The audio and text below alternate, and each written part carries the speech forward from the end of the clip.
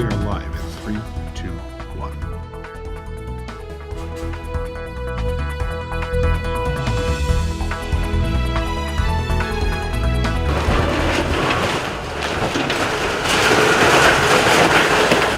The Plum Shopping Center is now under demolition for a new city development.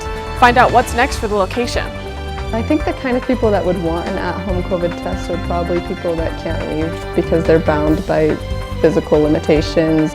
More on how DoorDash will operate delivering COVID testing right to your door. I don't need to wait another minute, let alone an hour, to take common sense steps that will save the lives in the future. President Joe Biden is pushing for gun reform following the latest mass shooting in Colorado. Welcome to NewsLine. It's Wednesday, March 24th. I'm Harley Hunsaker. And I'm Ashley Chase. The Plum Strip Mall will undergo construction starting this week. NewsLine reporter Megan Pickett tells us why the developers and local residents think the new design will bring prosperity to this troubled part of town. After years of no activity, crews demolished the Plum Strip Mall in Provo, Utah. An out-of-state company bought the Plum Strip Mall in 2017, promising a new upscale development called The Mix at River's Edge. After 5 years of no action, now under new ownership, crews start demolition work this week. Provo Mayor Michelle Kafusi delivered the first excavating blow to the old Shopco building at a demolition ceremony on Tuesday.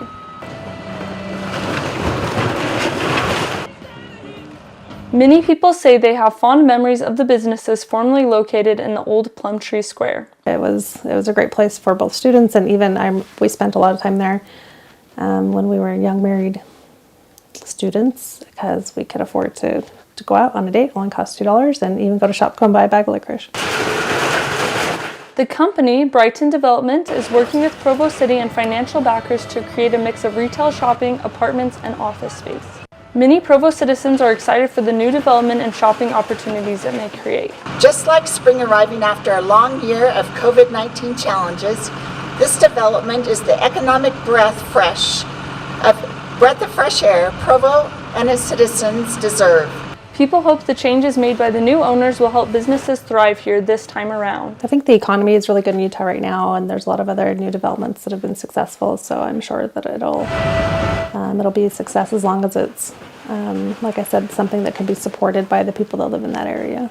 To keep up with the progress of this development, watch BYU Newsline for updates. I'm Megan Pickett signing out with Newsline in Provo. Thank you, Megan. A man is recovering in the hospital after being stabbed in Salt Lake City. Around 6 o'clock last night, police responded to a home where the stabbing occurred. Police believe that a fight led up to the stabbing. The Salt Lake City Police Department posted a tweet informing that the victim received critical injuries but is stable. The suspect is in custody and the investigation is ongoing. Police are looking for a man involved in a hit and run that left a pedestrian in critical condition. According to the police, the victim was crossing the street at an intersection crosswalk in Midvale when a car hit him. Police say the driver got out of his car and looked at the victim before getting back in and driving away. The victim, a 60-year-old man, is in critical condition and suffering from a head injury. Police are still searching for the suspect. James Huntsman, the brother of former Utah Governor John Huntsman Jr., files a federal fraud lawsuit against the Church of Jesus Christ of Latter-day Saints. The lawsuit, which was filed on Monday, claims that the church spends donated tithing money from its members on commercial projects rather than charity. The church says these claims are, quote, baseless. Hong Kong suspends use of the Pfizer vaccine today after its Chinese distributor informed the city that one batch had defective bottle lids. The city's government says the suspension was immediate while the matter is investigated.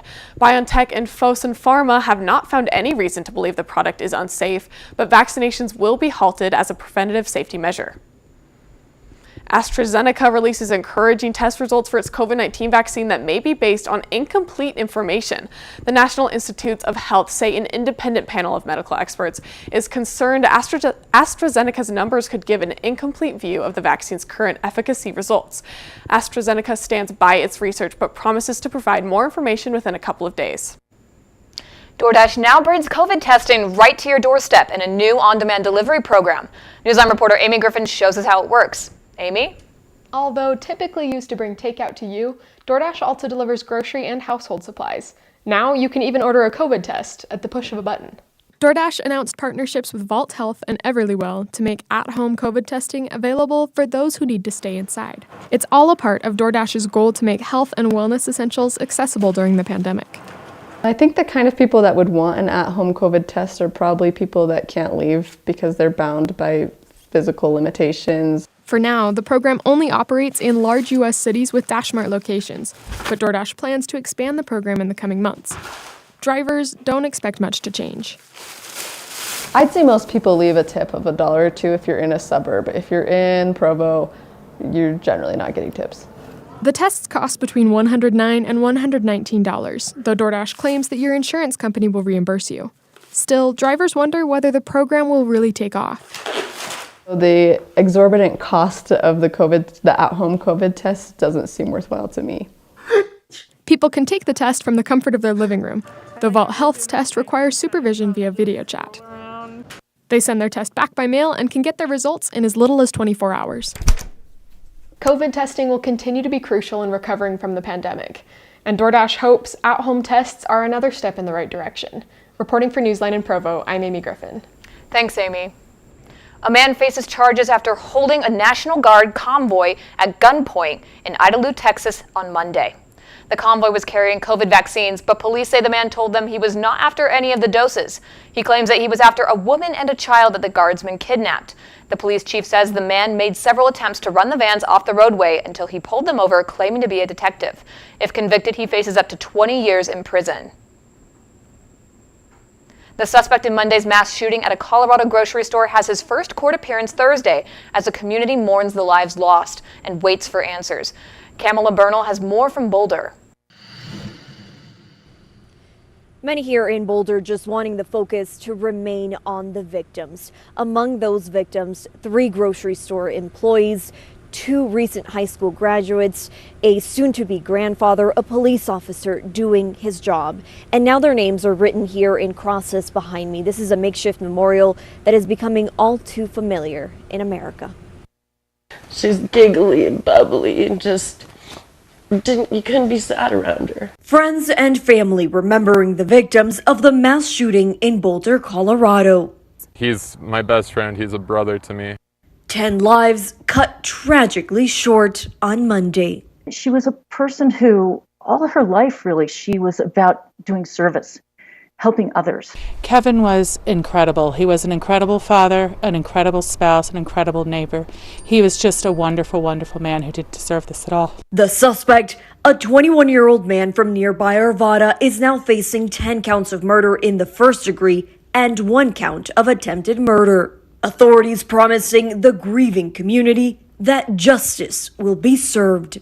And now, with the country in the middle of its 7th mass shooting in the past week alone, President Joe Biden has once again called for an assault weapons ban and a wave of new gun control measures. I don't need to wait another minute, let alone an hour. It should not be a partisan issue. This is an American issue. We should also ban assault weapons in the process. And we know that the shooter was carrying 2 semi-automatic weapons, one of them purchased just days before the shooting. We also spoke to the brother of the shooter, who said his brother was suffering from a mental illness. He specifically said that the shooter, was feeling like he was being chased, like he was being followed, and became increasingly paranoid. He is now facing 10 counts of first-degree murder, and authorities here say they will do everything they can to achieve justice for those victims. Reporting in Boulder, Colorado, I'm Camila Bernal. Back to you. President Joe Biden is pushing for gun reform following the latest mass shooting in Colorado. The United States Senate, I hope some are listening, should immediately pass the 2 House-passed bills that close loopholes in the background check system. The bills Biden hopes to pass include a ban on assault weapons and high-capacity magazines, as well as one that strengthens the background check system by closing loopholes. The shooter in Boulder allegedly purchased a Ruger semi-automatic pistol on March 16th, just 6 days before the deadly attack at the King Soopers Market in Boulder. I don't need to wait another minute, let alone an hour, to take common sense steps that will save the lives in the future.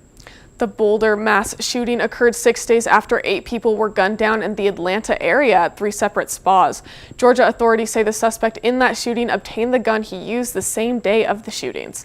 Senators will begin talking about these Biden-backed bills as soon as today. Governor Spencer Cox authorizes the lowering of the flag of the United States and the flag of the state of Utah on all state facilities. This falls in line with President Joe Biden's proclamation honoring the victims of the shooting in Boulder, Colorado, which occurred on Monday. The directive to lower flags is effective from sunset March 23rd to sunset March 27th. Private citizens and businesses are encouraged to participate as well. Governor Spencer Cox is moving forward with a pornography filter bill. The bill requires all phones and tablets sold in Utah to automatically block pornography. Critics say this is a major intrusion on their freedom of speech and oppose the bill from being passed into legislation. If the bill is signed by Governor Cox, it will not go into effect until 5 other nearby states also sign on. A Utah bill on social media censorship is vetoed by Governor Cox. The bill would have forced social media outlets to provide their reasons for removing false or harmful content from their platforms. This bill was sponsored by Governor Cox's brother-in-law, Senator Mike McKell, and was vetoed because of the violation on the user's freedom of speech. Utah is currently in a state of emergency due to drought conditions, and the Utah Division of Water Resources is helping Utahns to know when to water their lawns. People can now use the weekly watering guide. Watering too soon can actually be more damaging for turf and could lead to shallow, weak roots.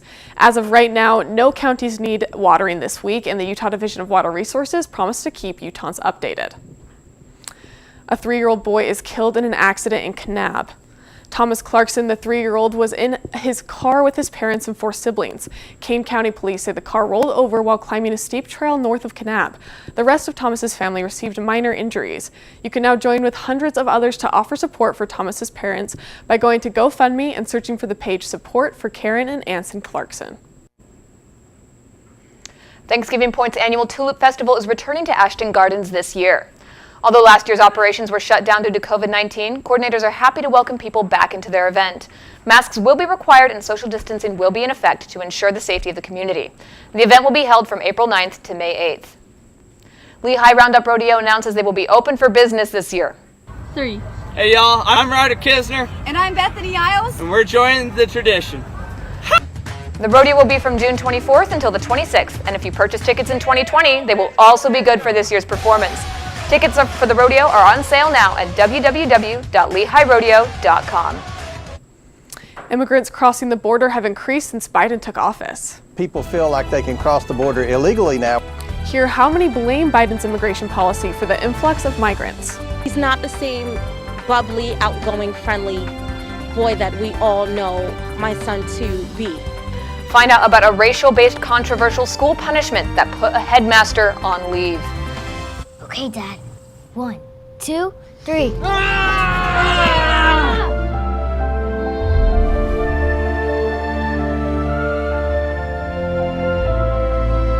You saved me. Dad? Are you okay? I'm fine, dear. Your hero needs you now, and AARP is here to help. Find the care guides you need at aarp.org/caregiving.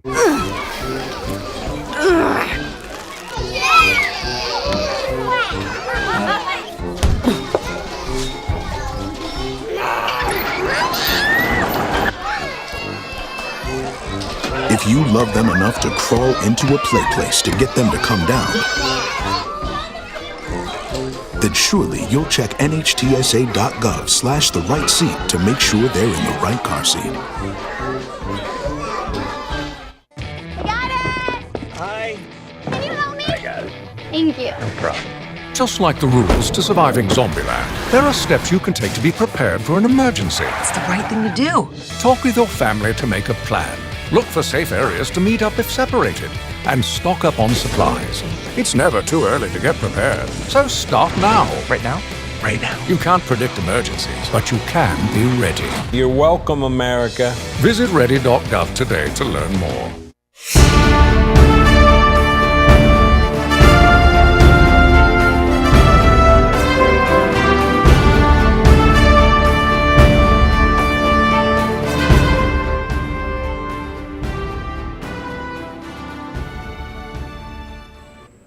U.S. officials confirmed a short-range missile test by North Korea this past weekend.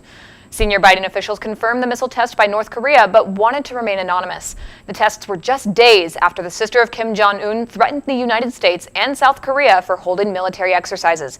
U.S. officials have noted that these specific tests are legal and that it is the same political posture North Korea has done before. Therefore, it seems to not be very significant. The president of Mexico is holding the Biden administration responsible for the large influx of immigrants at the southern U.S. border.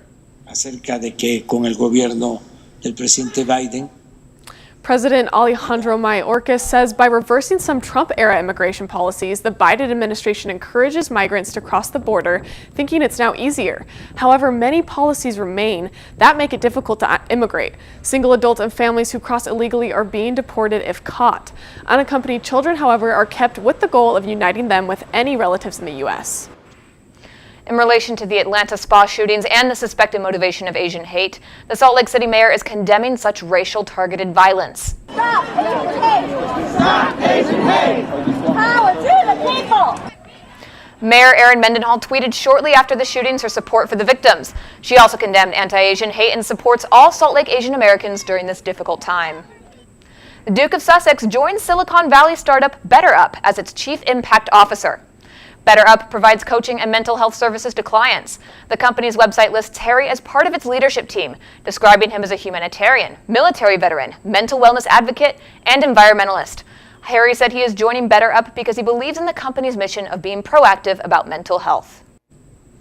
The white headmaster of a Catholic school in Long Island, New York, was placed on leave after he made an 11-year-old black student kneel in apology last month. I just assumed that he felt because he was black that he had to kneel before the teacher to apologize, simply because he was black. When the boy's mother inquired about it, he told her he had gotten the idea from how a past Nigerian student's father had disciplined his son and that this was the, quote, African way. School officials put Headmaster Holian on a leave of absence and have launched an internal review of the incident. If you thought the mail took too long now, it's about to take even longer. Postmaster General Louis DeJoy announces a new 10-year plan for the post office Tuesday. The plan includes longer delivery times and cuts to post office hours in an effort to reduce operational costs. New energy-friendly delivery vehicles and ideas for new services are also a part of the plan. Everyone wants their wedding day to be magical and go perfectly. However, one wedding took a shocking turn when the groom dropped an important piece to the marriage, the ring. Like, that didn't just happen. Like, what are the chances? Yeah. See how this couple still got their happy ending. And beautiful spring weather today, but it's not here to stay. I'll break down what to expect going into the weekend. Where's Tommy? I thought he was with you. No. Jack! Tommy?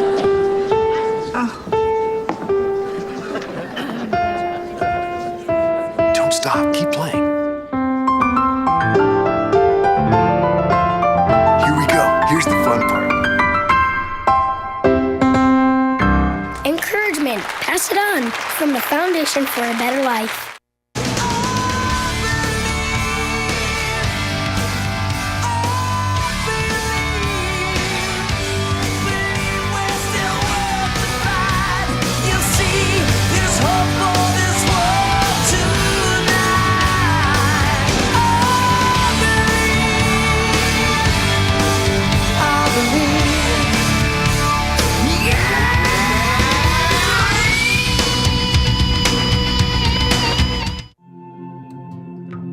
When I was growing up, my mom was extremely tidy. We were trained to put things back where we got them from. One day, when I walked into my mom's house, I felt like I walked to someone else's house. There was stuff everywhere. And just growing up the way I grew up and to see this transition was very alarming. When Sean talked to me, it was a wake-up call, and that's when I went to the doctor.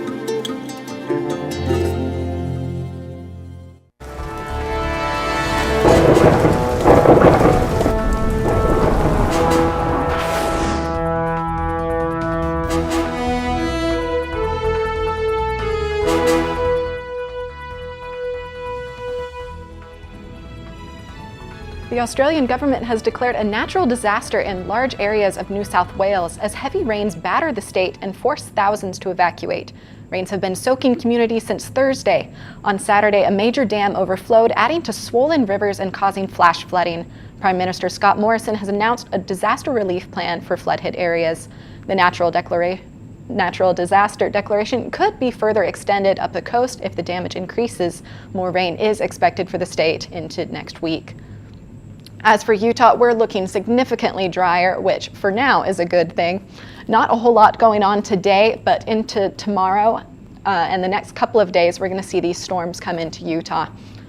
We'll take a look over at Utah's weather for today. Logan, we're looking at 47, Salt Lake and Provo, 49 and 51, Price also 51, Vernal just looking at 50, Blanding 48 and getting some snow and rain today, and St. George only at 62, but that'll change later in this week. We'll take a look at southern Utah's temperatures. Today and tomorrow, or the next couple of days, we're looking at 59 and 62, but check this out. Into Monday, we're now seeing into the 80s. And that is awesome. Congratulations, St. George, you're looking back to normal. We'll take a look at northern Utah, where tomorrow and Friday, we're seeing 50 degrees and a mix of snow and rain both days. And then into the weekend, looks gorgeous. So make some plans, get out there and enjoy that sunshine. A groom nearly spent his honeymoon in the doghouse after dropping his sweetheart's wedding ring into Lake Tahoe during their ceremony. But thanks to the efforts of a local scuba diver, the stressful episode had a happy ending. On their hands and knees, the couple could see their ring in the water. The pastor convinced them not to jump for it. Through a Tahoe scuba diving Facebook group, the bride and groom found outdoor adventurer Phil Abernathy. Phil jumped in the 41-degree water and found the ring tucked away in some rocks. He even had to fight off a crawdad to get it. The ring and the happy couple are back home in Washington.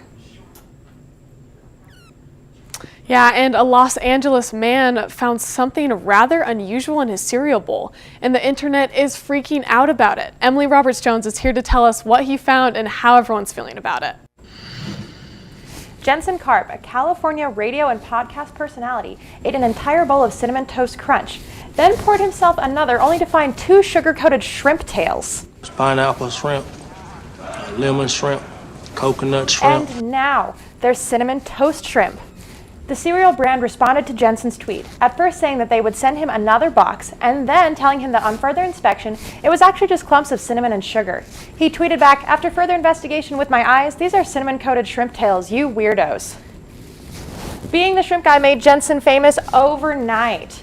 But social media was quick to realize there's more to the story. Twitter user Batmanda made this fishy connection. A man named Karp, married to a woman named Fischel, found shrimp tails in a box of Cinnamon Toast Crunch. The cereal was purchased from Costco on Topanga Canyon Boulevard, and his wife played Topanga in Boy Meets World. Meanwhile, Karp used to be a guest on Pistol Shrimp podcast.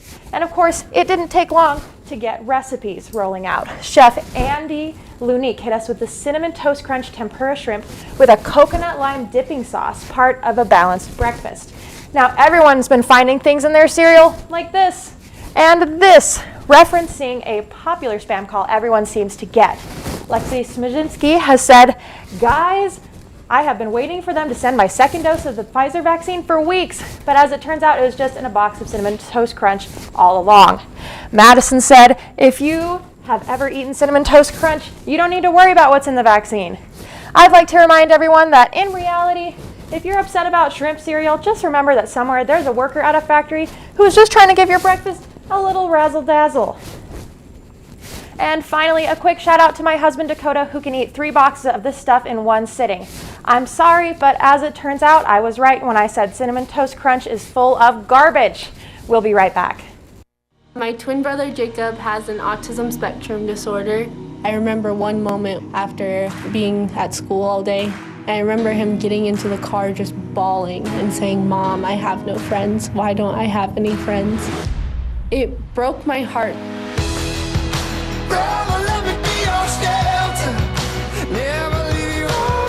That was the moment when I realized that I needed to do something about this. I needed to make a difference in his life. And I knew that if I could help him find a friend, I could help teach other people that including people with differences is the right thing to do.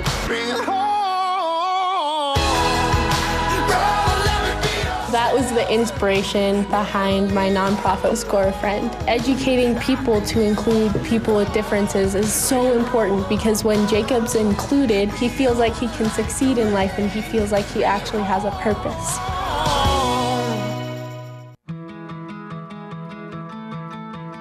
There was a time in my life where I was extremely homesick. I decided that I needed a pet.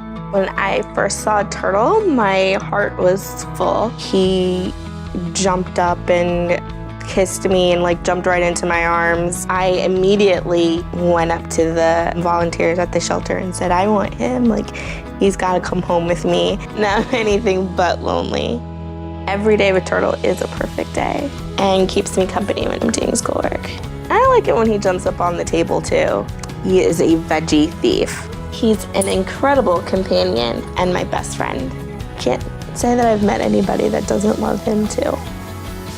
When I adopted Turtle, I discovered all the things that make him unique. He's a little bit of a lot of things, but mostly he's all pure love.